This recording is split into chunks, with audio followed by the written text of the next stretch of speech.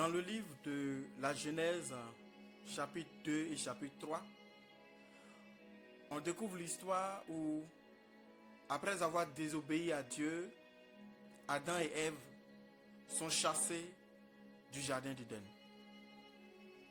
Je me pose une question. Est-ce que Adam et Ève connaissaient la valeur de ce qu'ils avaient?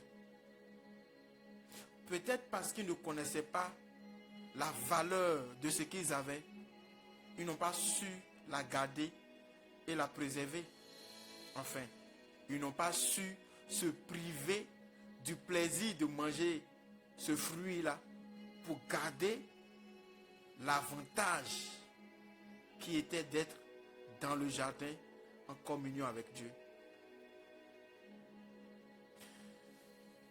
Frères et sœurs dans le Seigneur, parfois, Dieu veut que tu sois plus conscient de ce qu'il te donne que ce qu'il te donne même. Je veux dire quoi par là? Quand Dieu veut te donner un héritage, ce n'est pas l'héritage lui-même d'abord, mais c'est la personne que tu es en recevant l'héritage. Est-ce que celui-là, est-ce que celle-là, si je lui donne telle chose, si je le mets à tel endroit, il peut gérer ça? Le fait que le jardin ait été créé, bien créé, avant que Adam ne soit créé, fait que Adam vient trouver un jardin où il y a déjà tout. Il n'a pas vu la création. Il n'a rien souffert avant d'être là. Tout était à sa disposition. Ève aussi. Du coup, il ne savait pas ce que ça signifiait que d'être placé au milieu du jardin d'Éden.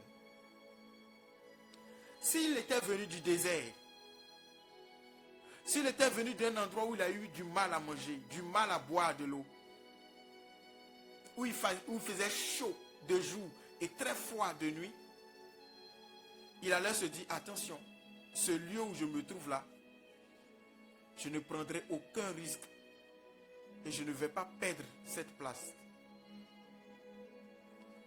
Peut-être parce que tout était fait, ils n'ont pas su ce que ça représentait. Ça rejoint la vidéo précédente. Pour que le peuple d'Israël soit conscient de ce que vaut la terre de Canaan, Dieu a permis qu'il passe par le désert, par la mer, par la faim, par les serpents brûlants et par beaucoup d'épreuves. Des gens sont morts. Le peuple a vu beaucoup de choses avant d'arriver sur la terre de Canaan.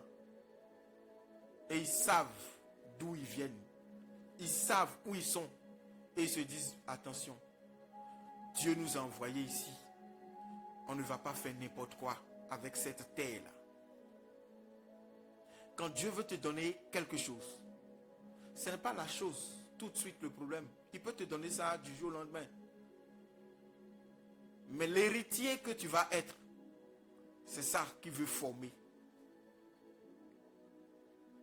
C'est ça que Dieu veut former. Le diable, par contre, lui, il s'en fout. Il te donne rapidement. Si tu gaspilles, tant pis. En tout cas, lui, il a déjà pris ce qu'il veut prendre. Mais Dieu, non. Quand il veut te donner quelque chose qui a de la valeur à ses yeux, il prend le temps pour t'apprêter. Voilà pourquoi, plus c'est dur, plus c'est long, plus ça tarde à venir, plus c'est gros.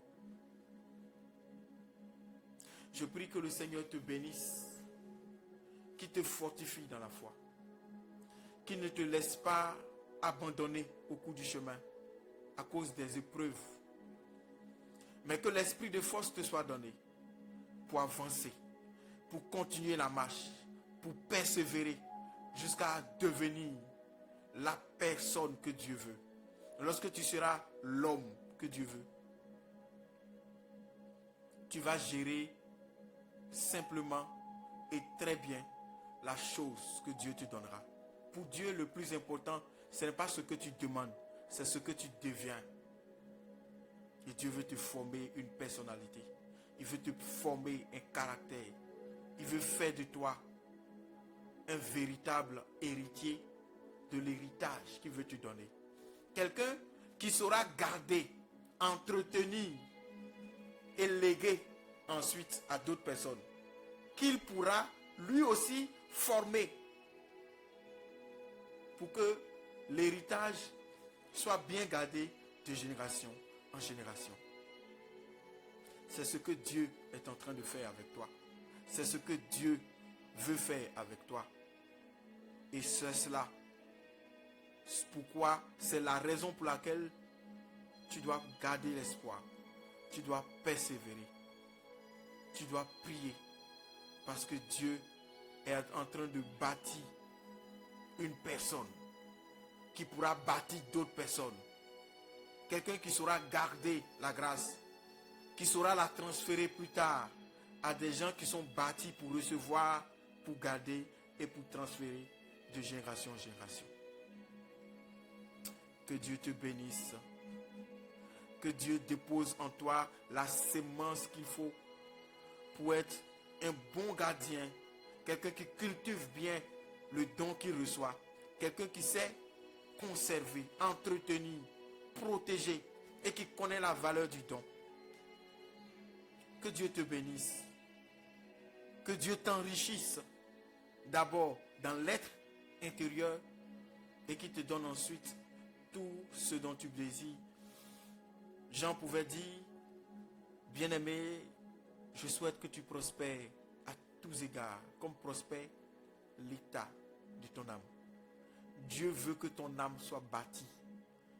Ensuite, le reste viendra. Je suis votre frère Tordeli. Je suis heureux d'être le canal par lequel Dieu vous parle. Heureux d'être le canal par lequel Dieu vous fait du bien. Shalom. Au nom du Père et du Fils et du Saint-Esprit. Amen.